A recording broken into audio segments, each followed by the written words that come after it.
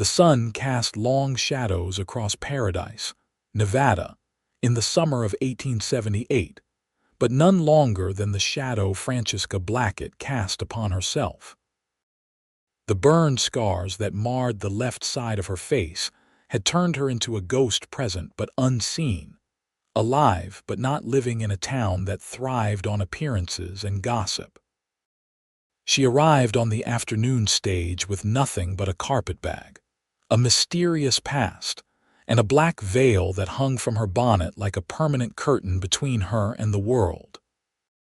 Francesca kept her head down as she stepped off the stagecoach, careful not to make eye contact with anyone through the thin material of her veil.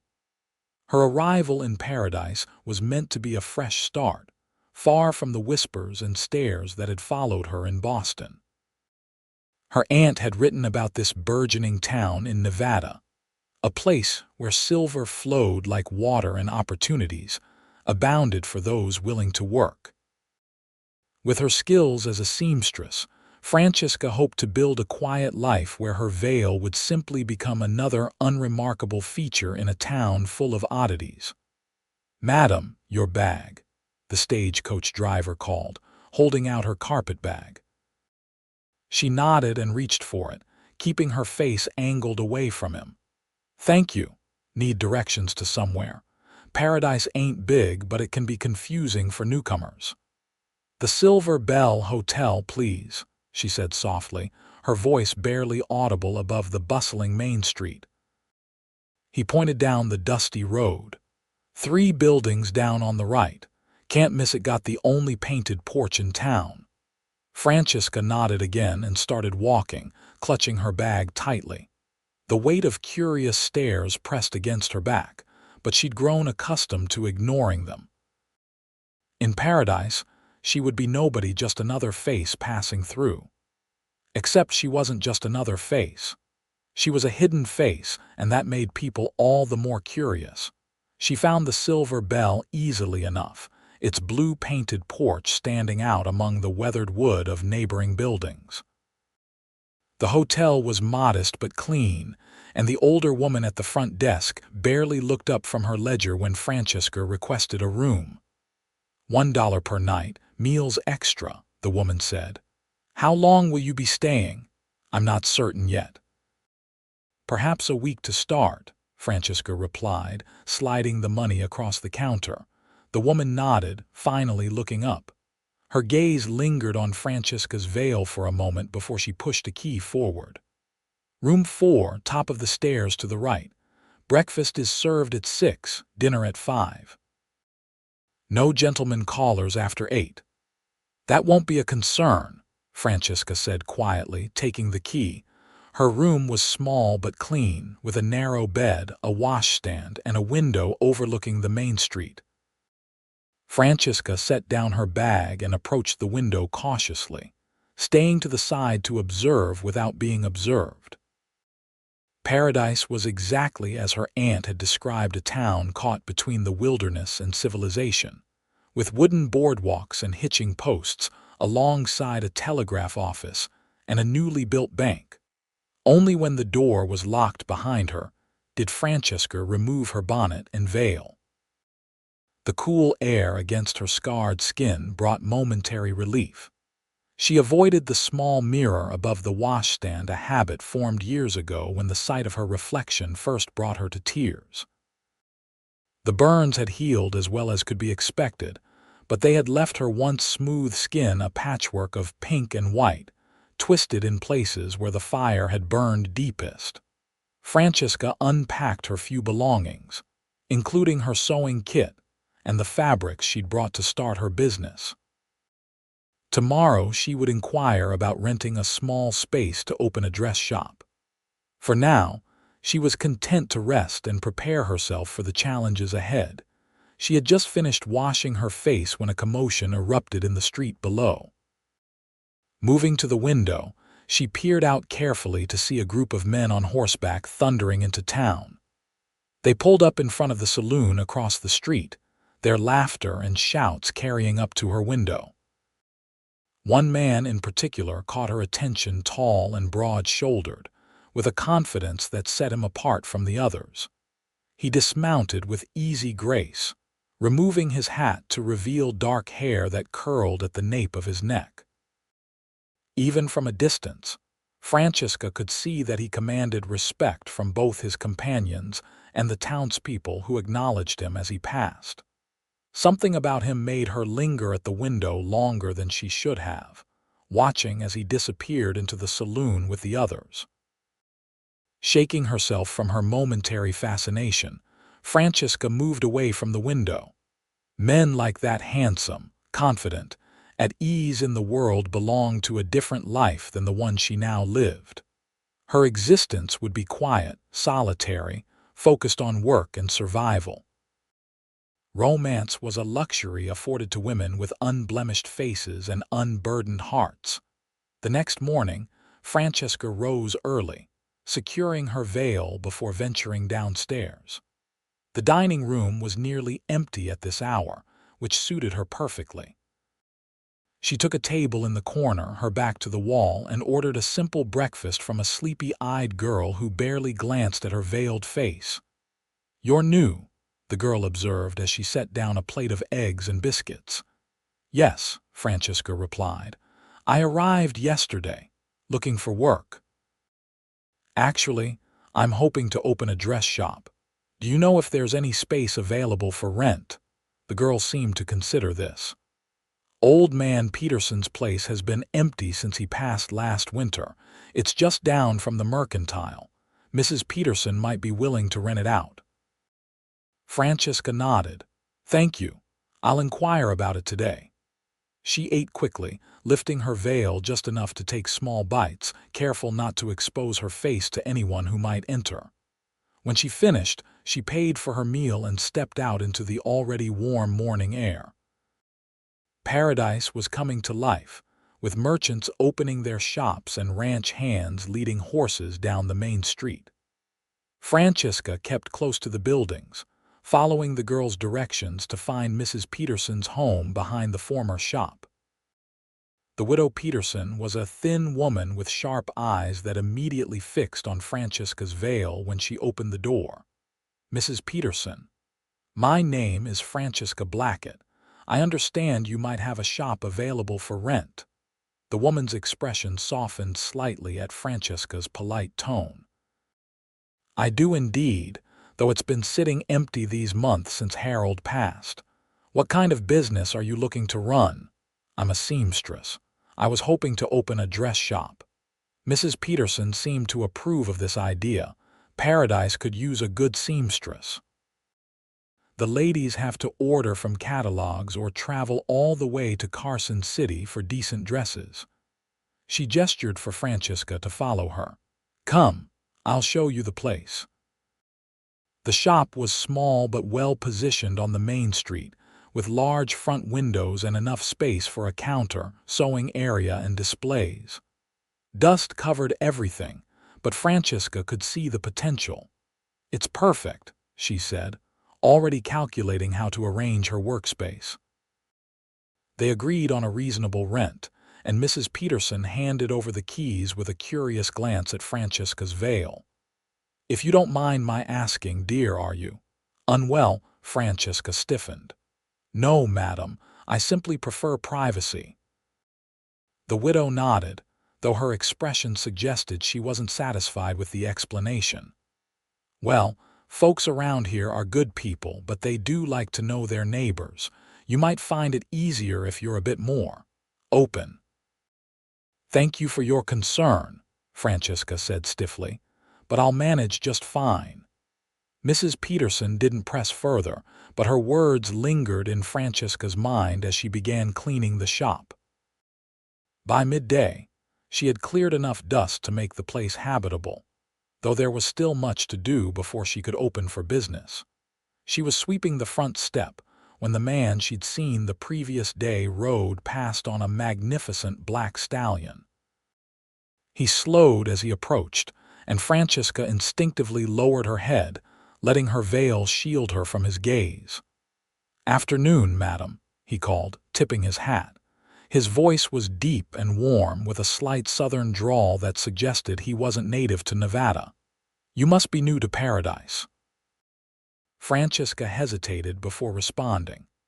"Yes, I arrived yesterday." He dismounted, leading his horse to the hitching post in front of the shop. Up close, he was even more imposing, well over 6 feet tall, with shoulders broadened by years of hard work and a face weathered by sun and wind. Yet there was a gentleness in his blue eyes that surprised her. "Jacob Becker," he introduced himself, extending a hand that Francesca didn't take. He let it fall without comment. "I run the Silver Branch Ranch just outside town." "Francesca Blackett," she replied, maintaining her distance. "I'm opening a dress shop here." His smile revealed a dimple in his right cheek. "Well now, that's good news. The ladies of Paradise have been complaining about the lack of proper dressmaking since Miss Abigail closed her shop 2 years ago." Francesca nodded, her hands tightening on the broom. "If you'll excuse me, Mr. Becker, I have much to do before I can open for business." Instead of leaving, Jacob leaned against the hitching post. "Need any help, moving furniture or the like? I've got strong arms and nothing pressing until sundown." "No, thank you, I can manage." He studied her for a long moment, his gaze lingering on her veil in a way that made her stomach tighten. Unlike others who quickly looked away or stared with obvious curiosity, Jacob seemed genuinely interested, as if trying to understand rather than simply satisfy idle curiosity. "It's going to be mighty hot today," he said finally. "Working alone in there might be difficult. At least let me help you move the heavy things." Francesca was about to refuse again when Mrs. Peterson emerged from her house next door. "Jacob Becker." "Just the man I was hoping would stop by," she called. "That leaky roof you promised to look at isn't fixing itself." Jacob tipped his hat to the widow. "I haven't forgotten, Mrs. Peterson. Just introducing myself to our new neighbor first." Mrs. Peterson smiled approvingly. "Miss Blackett is renting Harold's old shop. Going to bring some style to our little town, aren't you, dear?" Francesca nodded, grateful for the interruption. "That's my hope, yes." "Well, Jacob, Mrs. Peterson continued, "since you're here, perhaps you could help Miss Blackett with some of the heavier work before you look at my roof. That back storeroom needs clearing out, and I'm afraid my arthritis won't allow me to assist." Trapped by politeness, Francesca couldn't refuse without seeming ungrateful. "If Mr. Becker has the time, I would appreciate some help with the storeroom." Jacob's smile widened. "Happy to help, Miss Blackett." He tied his horse securely and followed Francesca into the shop. The storeroom was cluttered with old crates and broken furniture, the accumulation of years of Mr. Peterson's pack-rat tendencies. Jacob removed his hat and coat, rolling up his sleeves to reveal tanned, muscular forearms. "What would you like to keep, and what can go?" he asked, surveying the chaos. Francesca indicated a few sturdy shelves and a workbench that could be useful. "Everything else can be removed if Mrs. Peterson doesn't want it." They worked in silence for a while, Francesca directing and Jacob moving the heavier items. Despite her initial reluctance, she had to admit his help was invaluable. What would have taken her days to accomplish alone was nearly finished in a couple of hours. "You're not much for conversation, are you, Miss Blackett?" Jacob observed as he carried out the last of the unwanted furniture. "I prefer to focus on the work at hand," she replied. He paused in the doorway, studying her again with that unsettling intensity. "Is it the work you're focusing on, or is it hiding you're concerned with?" Francesca stiffened. "I don't know what you mean." "I think you do." His voice was gentle without accusation. "That veil isn't just for modesty's sake." "My reasons are my own, Mr. Becker." Her voice was sharper than she intended. He nodded, accepting her rebuke. "Fair enough, we all have our secrets in this world." He picked up his hat from where he'd set it on the counter. "If you need any more help, You can find me at the Silver Branch or at the Silver Spur Saloon most evenings. Thank you for your assistance today, she said formally. Jacob hesitated at the door, looking back at her with an expression she couldn't quite interpret. Paradise is a small town, Miss Blackett. People will talk about what they don't understand, but they're good folks, once you give them a chance. Before she could respond, he was gone, striding across to Mrs. Peterson's house to tackle her roof as promised. Francesca sank onto a newly cleared chair, her heart pounding uncomfortably. Jacob Becker was too perceptive by half, and that made him dangerous. She'd come to Paradise to escape scrutiny, not to find herself the object of a curious rancher's attention. Over the next few days, Francesca worked from dawn until dusk preparing her shop. She ordered supplies from the mercantile, set up her sewing machine near the window where the light was best, and arranged fabric samples on the shelves Jacob had cleared for her. She kept to herself, taking her meals in her room at the hotel and venturing out only when necessary. Despite her efforts to remain inconspicuous, word spread quickly about the veiled seamstress opening a shop on Main Street.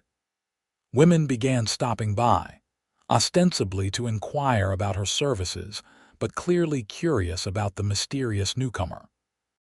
Francesca was polite but reserved, showing them her work samples and taking measurements without removing her veil. Some were openly curious, asking impertinent questions that she deflected with practiced ease. Others were more discreet, though their sidelong glances told her they were equally intrigued. By the end of her first week in Paradise, Francesca had secured enough orders to keep her busy for a month. The women of the town, whatever their curiosity about her appearance, appreciated quality workmanship, and her reputation as a skilled seamstress began to overshadow the mystery of her veil. She was working late one evening finishing a dress for the banker's wife when a knock at the door startled her. The shop was closed, the open sign turned to closed hours ago. She hesitated, needle poised mid-stitch. The knock came again, more insistent this time. Francesca set aside her work and approached the door cautiously. "Who is it?" she called. "Jacob Becker, Miss Blackett. I've brought something for your shop." Francesca debated ignoring him, but curiosity got the better of her. She opened the door just enough to see him standing there, holding what appeared to be a beautifully crafted wooden sign. "What's this?" she asked. Jacob held up the sign, which bore the elegantly painted words Blackett's Fine Dressmaking with delicate flowers adorning the corners. "Every proper shop needs a proper sign. I noticed you hadn't put one up yet."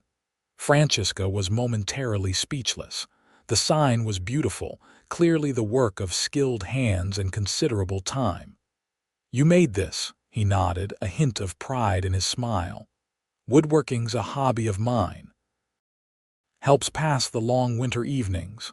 It's very thoughtful," she said, uncertain how to respond to such an unexpected gift. "But I can't accept." "Sure you can," he interrupted gently. "Consider it a welcome to Paradise gift, no strings attached."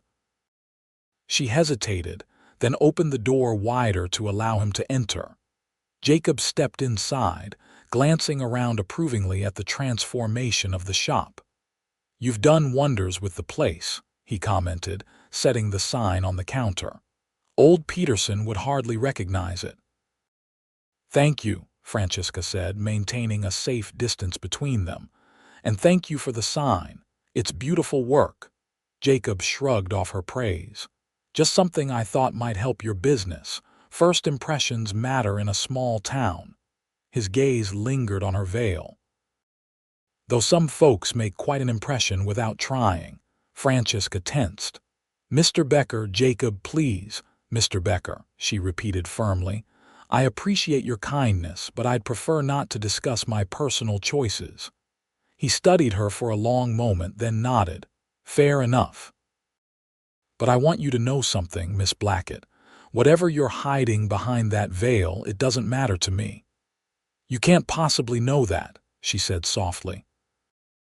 "I know that the kind of person who works as hard as you do, who creates beautiful things with such care, who treats others with unfailing politeness, despite their rudeness, that's the kind of person worth knowing, veil or no veil." His words touched something deep inside her, a place she'd thought long since closed off.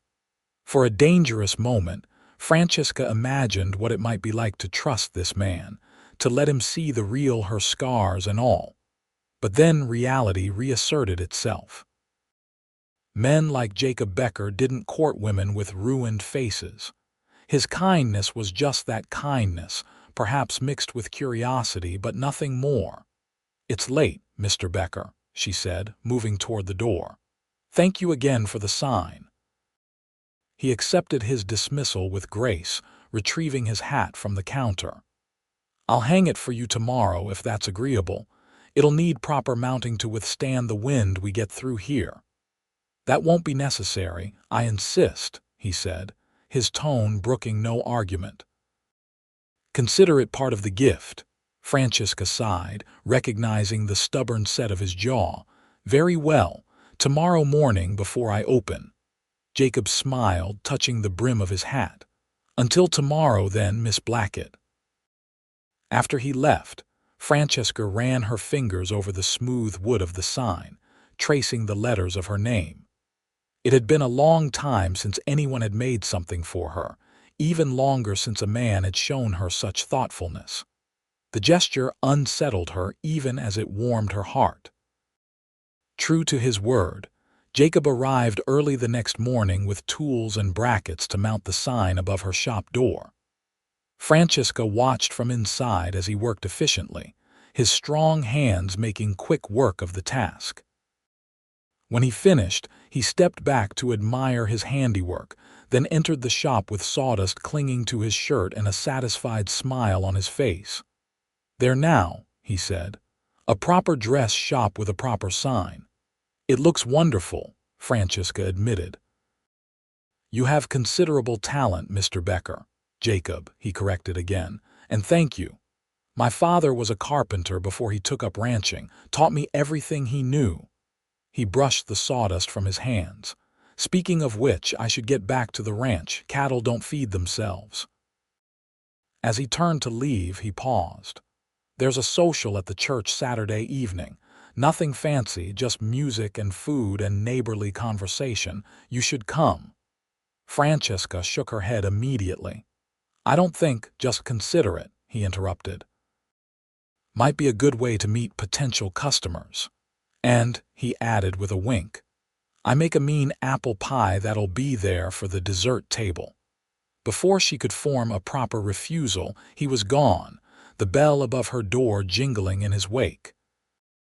Francesca tried to put the invitation out of her mind as she worked through the day, fitting dresses and taking new orders. But Jacob's words kept returning to her, along with the memory of his kind eyes and easy smile. It had been so long since she'd attended any social gathering, longer still since she'd allowed herself to enjoy such simple pleasures. By Saturday, she had nearly convinced herself to go, only to lose her nerve as evening approached. The thought of entering a room full of strangers, all wondering what lay behind her veil, was too daunting. Instead, she remained in her room above the shop, listening to the distant sounds of music and laughter from the church social. She was reading by lamplight when a knock at her door startled her. Setting aside her book, she approached cautiously. "Who is it?" "Jacob Becker." "With dessert." Francesca hesitated, then opened the door to find Jacob standing there with 2 plates of apple pie. "You missed the social," he said simply, offering her a plate, "so I brought the social to you." "This isn't proper," she protested, even as she accepted the plate. Jacob shrugged. "We're just neighbors sharing dessert, nothing improper about that." He glanced past her into the room. "May I come in? Or would you prefer to eat on the landing?" Francesca sighed, stepping back to allow him entry. You're very persistent, Mr. Becker. Jacob, he corrected yet again, entering and looking around her small living quarters. And yes, I am. It's a quality that serves a rancher well. She gestured to the small table near the window, and they sat across from each other. Francesca stared at the pie, suddenly aware of her dilemma. To eat, she would need to lift her veil. Jacob seemed to sense her discomfort. I can turn my back if you'd prefer privacy. Why are you doing this? She asked instead of answering. Doing what, this? She gestured between them. The sign, the pie, the attention. What do you want from me? Jacob set down his fork, his expression serious. I want to know you, Francesca. The real you, not just the woman behind the veil who sews beautiful dresses and keeps everyone at arm's length. You can't know me, she said softly. No one can, not anymore. Because of whatever you're hiding. He leaned forward, his eyes intent on hers through the veil. Everyone in this town has something they're hiding, Francesca. Some wear their secrets on the outside, others bury them deep. But secrets don't make us who we are, it's how we live with them that matters. His words struck a chord in her heart, awakening feelings she'd thought long dead.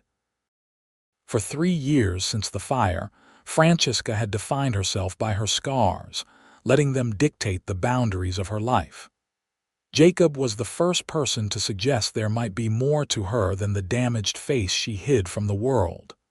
The pie will get cold, he said gently, breaking the tension. And that would be a crying shame, given how hard I worked on it. A small laugh escaped her before she could stop it. Did you really make it? He grinned, that dimple appearing in his cheek. Well, Mrs. Wilson did most of the work, but I peeled the apples. That counts for something, doesn't it? Francesca found herself smiling beneath her veil. I suppose it does. I'll turn around, he said, already rising and moving to face the window. Just tell me when you're finished. True to his word, Jacob kept his back to her as Francesca lifted her veil to eat. The pie was indeed delicious, sweet and spiced with cinnamon, the crust flaky and buttery. Mrs. Wilson deserves most of the credit, she said when she'd finished and secured her veil once more. But your apple peeling skills are commendable. Jacob turned back with a laugh. High praise indeed. He sat down to finish his own piece, watching her with undisguised interest. You know, half the town is convinced you're a fugitive from justice, hiding from the law. And what does the other half think? That you're a wealthy widow in disguise, or perhaps a lady detective working undercover. His eyes twinkled with amusement. The speculation runs wild at the Silver Spur most evenings. And what do you think, Mr. Becker? Jacob, he corrected automatically. And I think you're a woman who's been hurt, who's trying to protect herself the only way she knows how. His perception was too accurate for comfort. Francesca stood abruptly, taking their empty plates to the small wash basin. It's getting late. Jacob accepted the dismissal with grace, rising to his feet. So it is. Thank you for allowing me to share dessert with you, Miss Blackett. Francesca, she said impulsively, if I'm to call you Jacob, then fair's fair. His smile was warm enough to melt the snow off the distant mountains. Francesca it is, then. He moved to the door, pausing with his hand on the knob. The Founders' Day celebration is next weekend. Parade, picnic, dancing under the stars. I'd be honored if you'd consider attending with me. Francesca's immediate instinct was to refuse, but something in his eyes, hope perhaps, or simple kindness, made her hesitate. I'll consider it, she said finally. It wasn't a yes, but it wasn't a no either, and Jacob's smile suggested he understood the significance of even that small concession. That's all I ask, he said softly, and then he was gone, his footsteps echoing down the stairs. Francesca stood motionless in the middle of her room, her thoughts in turmoil. Jacob Becker was dangerous not because he might harm her physically, but because he threatened the careful walls she'd built around her heart. walls that had kept her safe, if lonely, for 3 long years. The week that followed was the busiest yet for Francesca's shop. Word had spread about her skill with a needle, and women from surrounding ranches and even neighboring towns began to seek her out. She worked from dawn until well past dusk, grateful for the distraction from thoughts of Jacob and his invitation. But as Founder's Day approached, Francesca found herself increasingly torn. Part of her yearned to experience normal life again, to attend a celebration, to perhaps even dance under the stars as Jacob had described. Another part, the cautious, fearful part that had dominated her existence since the fire, warned her against exposing herself to potential ridicule and rejection. On the morning of Founder's Day, Francesca woke early, her decision still unmade. She completed her morning ablutions, carefully avoiding the mirror as she always did, and secured her veil in place before descending to open her shop. She was surprised to find a small package on her doorstep, wrapped in brown paper and tied with string. Inside was a length of beautiful blue silk, finer than any fabric available in the mercantile, with a note in a bold, masculine hand: "For a new dress, if you decide to come. If not, for whatever creation you choose to make. Either way, it reminded me of the color I glimpsed in your eyes through your veil." Francesca's fingers trembled as they traced the luxurious fabric. The gesture was thoughtful, extravagant, and altogether too perceptive. He had noticed her eyes, had remembered their color well enough to match it to silk. The realization was both thrilling and terrifying. Before she could overthink it, Francesca locked the shop door and carried the silk upstairs. If she was going to attend the Founder's Day celebration, she would need a new dress, one that complemented the veil she would still wear but beautiful enough to stand on its own merits. She worked throughout the day, measuring and cutting, stitching and fitting. The dress took shape beneath her skilled hands. A high-necked, long-sleeved design that was modest yet elegant, with subtle details that showcased her craftsmanship without drawing undue attention to herself. As the sun began to set, Francesca stood before the small mirror in her room, fully dressed for the celebration but still uncertain. The blue silk glowed in the lamplight, making even her veiled appearance seem almost festive. But fear still clutched at her heart. A knock at her door made her jump. "Francesca, it's Jacob." Taking a deep breath, she opened the door. Jacob stood there in his finest clothes, a well-cut suit that emphasized his broad shoulders, his dark hair neatly combed, his hat in his hands. He stared at her for a long moment, his eyes widening at the sight of her in the blue silk. "You look beautiful," he said simply. "The color suits you perfectly." "Thank you for the fabric," she replied, her voice barely above a whisper. "It was incredibly thoughtful." "Does this mean you'll accompany me to the celebration?" Hope colored his tone. Francesca hesitated, then nodded slowly. "Yes, but people will talk." Jacob offered his arm with a smile. "Let them. I'm escorting the most talented seamstress in Nevada to a town celebration." What could be more natural? His confidence bolstered her courage, and Francesca slipped her hand into the crook of his arm. Together, they descended the stairs and stepped out into the gathering twilight. The main street of Paradise had been transformed for Founder's Day. Lanterns hung from every awning, casting a warm glow over the festivities. A platform had been erected in front of the courthouse for speeches and later for the musicians. Tables laden with food lined one side of the street, while the other had been cleared for dancing. As they approached, conversations paused and heads turned.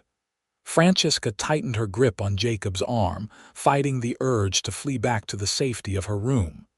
"Breathe," Jacob murmured, covering her hand with his own. "Remember, you belong here as much as anyone." Before she could respond, they were greeted by Mrs. Peterson, who beamed at the sight of them together. Jacob, Miss Blackett, how wonderful to see you both. And my dear, what a lovely dress. Your own work, I presume. Yes, madam, Francesca replied, relaxing slightly at the genuine warmth in the widow's voice. Well, it's exquisite. You must save me a dance, Jacob, Mrs. Peterson continued with a wink. After you've squired Miss Blackett around the floor, of course. Other greetings followed, some curious, some genuinely friendly. Jacob remained by Francesca's side, his solid presence a comfort as they navigated the social currents of the celebration. He introduced her to ranchers and merchants, to the sheriff and the mayor, treating her with such natural respect that others followed his lead. As the evening progressed, Francesca found herself actually enjoying the festivities. The food was delicious, the speeches mercifully brief, and when the musicians struck up a lively tune, she watched with genuine pleasure as couples took to the improvised dance floor. "Would you honor me with a dance?" Jacob asked quietly after several songs had passed. Francesca shook her head immediately. "I couldn't possibly. Just one dance," he persisted gently. "Over there, away from the crowd. No one will pay us any mind with the mayor and his wife showing off their fancy steps." She hesitated, torn between fear and longing. It had been so long since she'd danced, since she'd allowed herself any such pleasure. And the way Jacob was looking at her, with warmth and patience, made her want to trust him if only for the space of a single dance. "One dance," she agreed finally. "But at the edge of the light, not in the center." Jacob's smile was worth her moment of bravery. He led her to the periphery of the dancing area, where the lantern light faded into shadow. There, he took her gloved hand in his, placing his other hand respectfully at her waist. The music was a simple waltz, and Francesca was grateful for the familiar rhythm as Jacob guided her through the steps. He was a surprisingly graceful dancer for such a large man, leading with confidence but without forcing her movements. "Where did a rancher learn to dance so well?" she asked, finding her voice as they moved together. Jacob chuckled. "My mother insisted, said no son of hers would grow up to be a clumsy ox on the dance floor even if he spent his days roping cattle. She taught you well. She'd be pleased to hear you say so." A shadow passed over his face. "She passed on 5 years ago, influenza." "I'm sorry," Francesca said, understanding the pain of loss all too well. "She would have liked you," he continued, his eyes holding hers through the veil. "She valued skill and determination, and kindness." "You hardly know me well enough to judge my kindness," Francesca protested. "I know you made a dress for the Jenkins girl without charging a cent, even though her father could afford to pay. I know you stay late to finish orders so no one has to wait an extra day. I know you speak gently to Mrs. Turner, even when she's being particularly trying." His hand tightened slightly on hers. "I see you, Francesca, even if you don't think I do." His words left her speechless. In focusing so intently on what she was hiding, Francesca had never considered that Jacob might be seeing past her veil in ways that had nothing to do with her physical appearance. The music ended, and they stopped dancing, but neither moved to separate.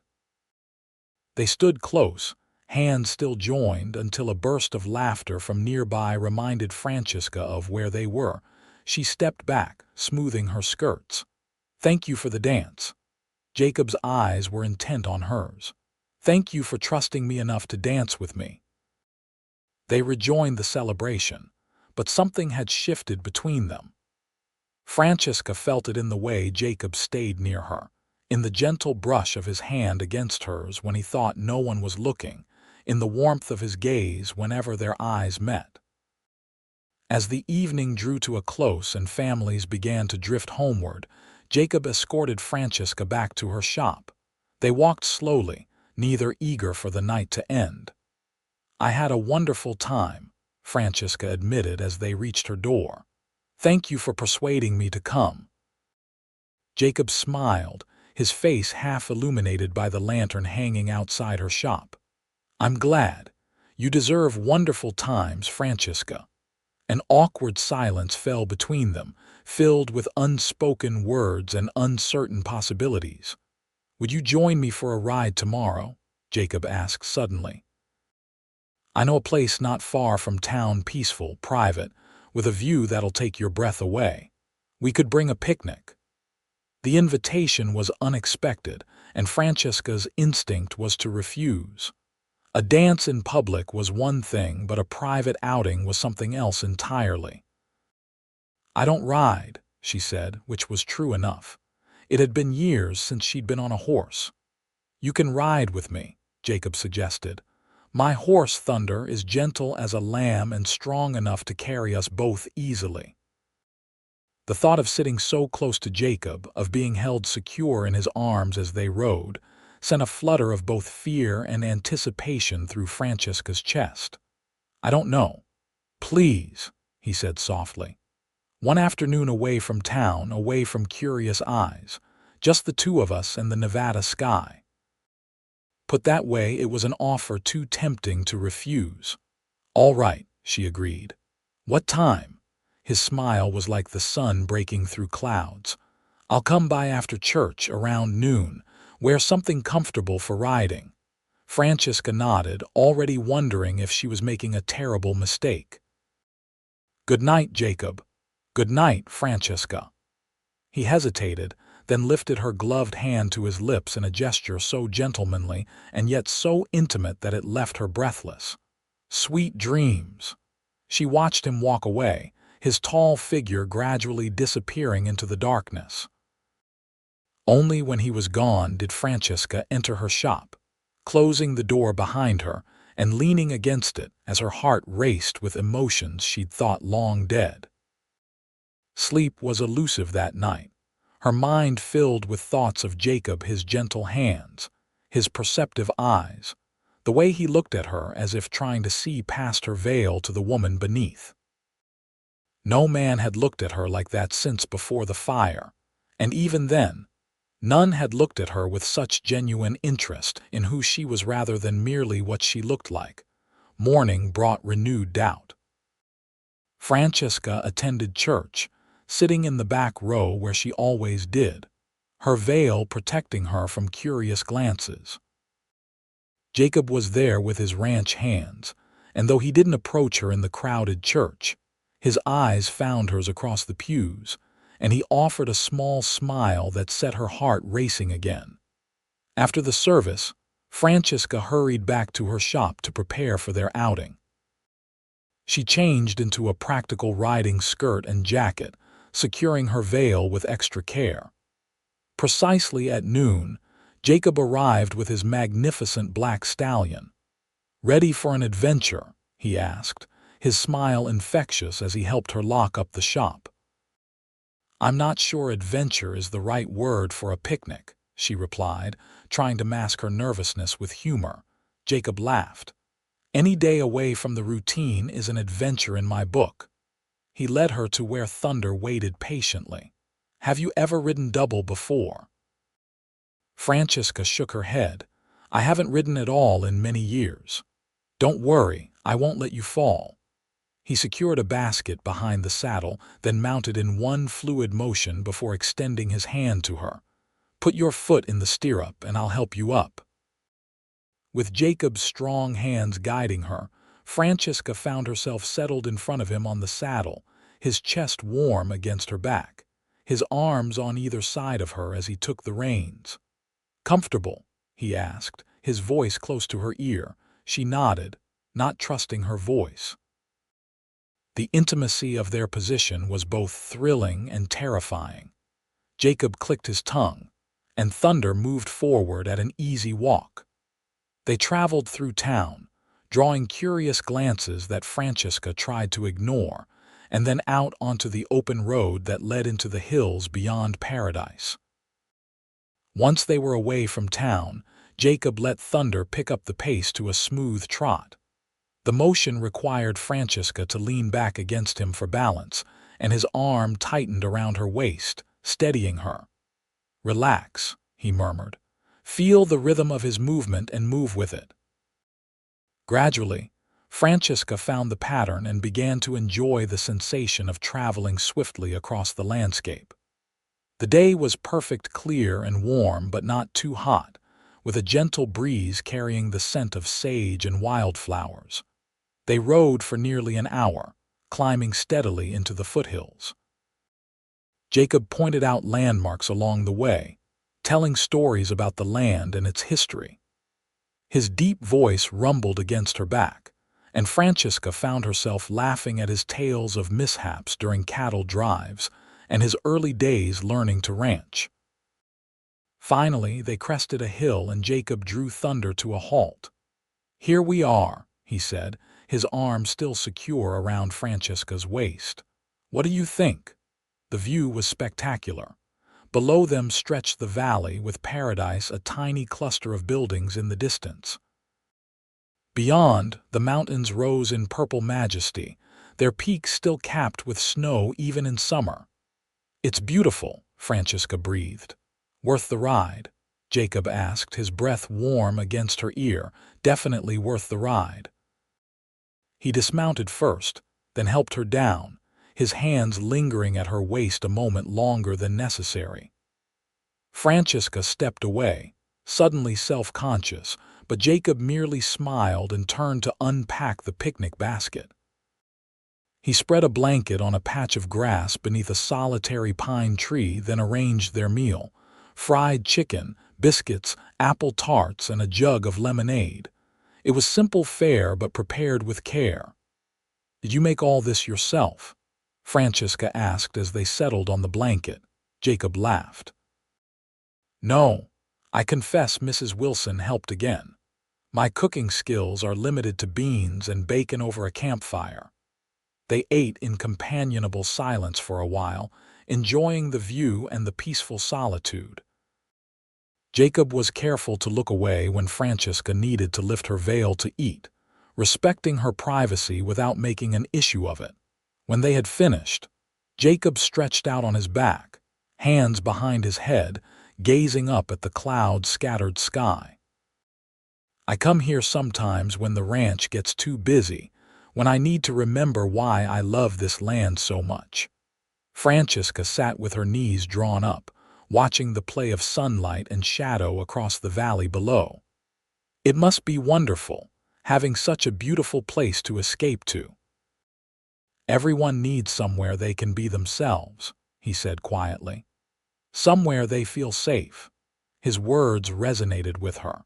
Since the fire, Francesca had found no place where she truly felt safe, where she could be herself without fear of judgment or pity.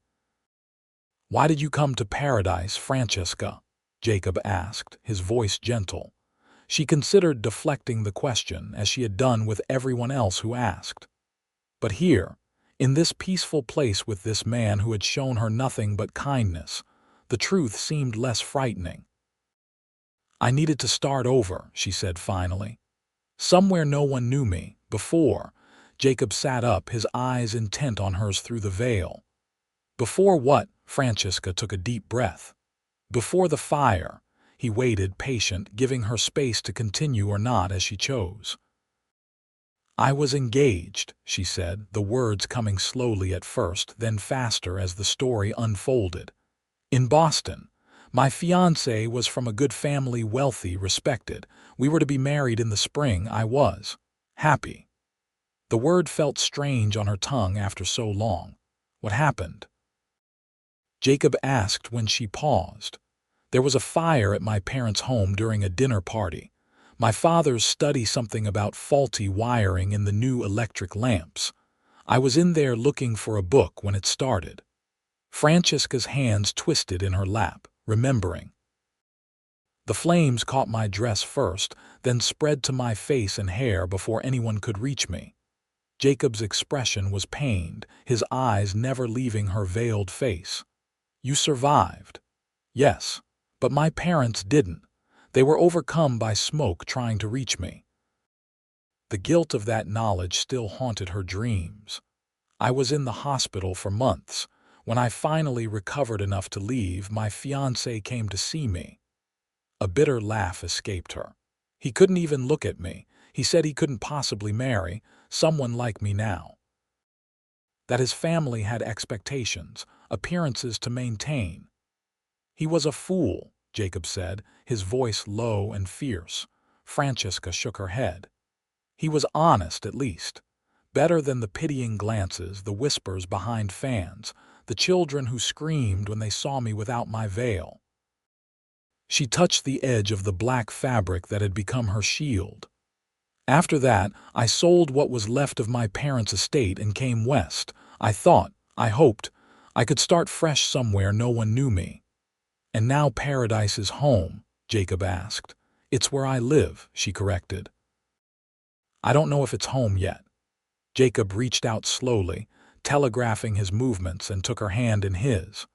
"Home isn't always a place, Francesca. Sometimes it's a feeling. Sometimes it's a person who really sees you and accepts you exactly as you are." His words hung in the air between them, laden with meaning. Francesca's heart hammered in her chest, hope and fear warring within her. "You can't know if you'd accept me," she whispered. "You haven't seen what I look like." Jacob's grip on her hand tightened. "I've seen your kindness. I've seen your strength. I've seen the way you work with such care, the way you treat everyone with respect regardless of how they treat you." His voice grew softer. "The scars on your face don't define you any more than the calluses on my hands define me." Tears stung Francesca's eyes, blurring her vision behind the veil. "You say that now, but show me," he said quietly. "If you trust me enough, show me your face, Francesca. Let me see the real you." Time seemed to stop. The breeze stilled, the birds fell silent, and even the distant mountains appeared to hold their breath. For 3 years, Francesca had hidden her scars from the world, had defined herself by them, had let them dictate the boundaries of her life. And now this man, this kind, perceptive, gentle man, was asking her to trust him with her deepest vulnerability. With trembling hands, Francesca reached for the pins that secured her veil. One by one, she removed them, her heart pounding so loudly she was certain Jacob must hear it. Finally, she grasped the edge of the black fabric. "Are you sure?" she whispered, giving him one last chance to withdraw his request. Jacob's eyes never left hers. "I've never been more sure of anything in my life." With a deep breath, Francesca lifted the veil away from her face. The scars were exactly as she remembered them, pink and white, twisted in places, covering the left side of her face from temple to jawline. They pulled at the corner of her eye and mouth, giving her a slightly lopsided appearance. Her left eyebrow was gone, replaced by a ridge of scar tissue. She kept her eyes downcast, unable to watch Jacob's reaction, waiting for the inevitable recoil of disgust or worse, the careful schooling of features into a mask of false acceptance. "Francesca," he said softly, "look at me." Summoning every ounce of courage she possessed, Francesca raised her eyes to his. There was no disgust in Jacob's gaze, no pity, no forced acceptance. Instead, she saw something that took her breath away: tenderness, admiration, and a depth of feeling she hadn't dared to hope for. "You're beautiful," he said simply. A sob escaped her. "Don't lie to me, Jacob, not now. I've never lied to you, and I never will." He reached out slowly, his calloused fingers hovering near her scarred cheek. "May I?" At her nod, he gently touched the ridged skin, tracing the path of the scars with a tenderness that made her tremble. "These marks tell me you survived," he said. "They tell me you're stronger than fire, stronger than pain, stronger than the cruelty of those who couldn't see past them to the incredible woman beneath." His hand cradled her cheek. "They're part of your story, Francesca, but they're not your whole story, not by a long shot." Tears flowed freely down her cheeks now, and Jacob wiped them away with his thumb. "Thank you," he whispered, "for trusting me, for showing me the real you. I was so afraid, she admitted. I thought once I saw, I'd know for certain what I've suspected all along, he interrupted gently. That I'm falling in love with you, Francesca Blackett, not with your perfect stitches or your beautiful dresses or even your remarkable blue eyes, though those are all wonderful too. I'm falling in love with your strength, your kindness, your resilience. I'm falling in love with you. The words she'd never expected to hear again left her speechless. Jacob didn't rush to fill the silence, didn't pressure her for a response. He simply held her gaze, his eyes conveying the truth of his declaration. When she found her voice again, it was barely above a whisper. I don't know what to say. You don't have to say anything, he assured her. Not until you're ready. I just wanted you to know where I stand. The rest is up to you. In that moment, with the vast Nevada sky above them and the valley stretching below, Francesca felt a burden lifting from her shoulders, the weight of hiding, of fear, of defining herself by her scars. For the first time in 3 years, she felt truly seen. Acting on impulse, she leaned forward and pressed her lips to Jacob's in a brief, soft kiss. When she drew back, his expression of surprised delight made her laugh, a genuine, unguarded sound that echoed across the hillside. I think, she said carefully, that I might be falling in love with you too, Jacob Becker. His smile was brighter than the sun overhead. He drew her into his arms, holding her close but with such gentleness that she felt like the most precious thing in the world. Then we have all the time in the world to figure it out together, he murmured against her hair. They stayed on the hillside until the sun began its descent toward the western mountains, talking, laughing, sharing stories of their pasts and dreams for their futures. When it was time to return to town, Francesca didn't replace her veil, instead tucking it into her pocket. Are you sure? Jacob asked as he helped her onto Thunder's back. Francesca nodded, a new determination in her eyes. It's time I stopped hiding. Whatever happens in paradise, I'll face it with my head high. I'll be right beside you, he promised, mounting behind her. The ride back to town was shorter than the journey out, or perhaps it just seemed that way with the newfound lightness in Francesca's heart. As they approached paradise, she felt a momentary flutter of anxiety, but Jacob's arm around her waist steadied her. Ready? He asked as the first buildings came into view. Francesca took a deep breath and straightened her shoulders. Ready. They rode down the main street at an unhurried pace, giving anyone who cared to look ample opportunity to see Francesca's unveiled face. There were stares, of course, and a few gasps, but also smiles and nods of greeting from those who had come to know her over the past weeks. By the time they reached her shop, Francesca's initial fear had given way to a strange sense of relief. The secret was out, for better or worse, and she was still standing, still breathing, still herself. Jacob helped her down from Thunder, his hands lingering at her waist. Proud of you, he murmured. Mrs. Peterson emerged from her house next door, her eyes widening at the sight of Francesca's unveiled face. But instead of the shocked recoil Francesca had feared, the widow smiled warmly. Well now, she said, approaching them, isn't this a fine day? I was just about to put the kettle on for tea. Would you two care to join me? It was such a normal invitation, so casually offered that Francesca felt tears threatening again. We'd be delighted, Mrs. Peterson. Thank you. The following weeks brought changes to Francesca's life that she could never have imagined on that first day in paradise. Without her veil, she moved through town with increasing confidence, meeting the curious gazes of strangers and the warm smiles of new friends.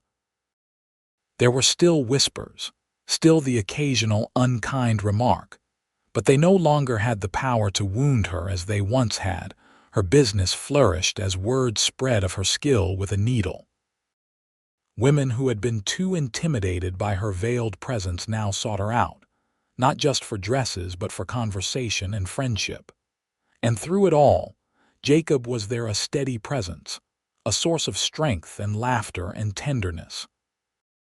He courted her properly, with flowers and picnics and long rides through the countryside. He introduced her to his ranch hands and the vast, beautiful property that was his pride and joy. 3 months after that fateful ride to the hillside, Jacob proposed beneath the same pine tree where Francesca had first shown him her face. His words were simple, heartfelt, and absolutely certain. "I love you, Francesca Blackett. Every part of you, your strength, your kindness, your scars, and your smile. I want to spend my life with you if you'll have me." Her answer was equally simple and just as certain. Yes. They were married in the church in Paradise on a crisp autumn day, with the leaves turning gold on the cottonwoods along the creek. Francesca wore a dress of ivory silk, with delicate embroidery she had worked herself, and no veil to hide her face as she spoke her vows to the man who had taught her to see herself as whole again. Mrs. Peterson cried happy tears, and the ranchers and townspeople who had become friends cheered as Jacob kissed his bride for the first time as husband and wife. At their wedding reception, held at the Silver Spur Saloon with music and dancing and enough food to feed the entire county, the mayor raised a toast to the newlyweds. "To Jacob and Francesca," he declared, his glass held high. "May their journey together be as beautiful as the love that brought them to this day." Later, as they danced beneath the stars, Jacob held Francesca close, his cheek resting against her hair. "Happy?" he asked softly. Francesca looked up at him, her blue eyes shining with a joy she had once thought lost to her forever. "More than I ever thought possible." He kissed her then, a gentle press of lips that held the promise of all their tomorrows. "Welcome home, Mrs. Becker," he whispered.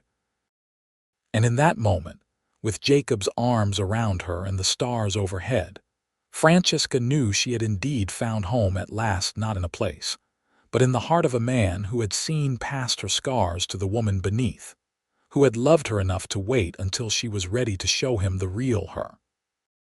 5 years later, the Silver Branch Ranch had become one of the most prosperous in the territory, thanks in no small part to the partnership between Jacob and Francesca. She had expanded her dressmaking business to a larger shop in town, with 2 apprentices learning the trade under her patient guidance. But she spent most of her time at the ranch, where she had established a comfortable home filled with laughter and love. Their first child, a son they named Michael after Jacob's father, had his father's dark curls and his mother's blue eyes.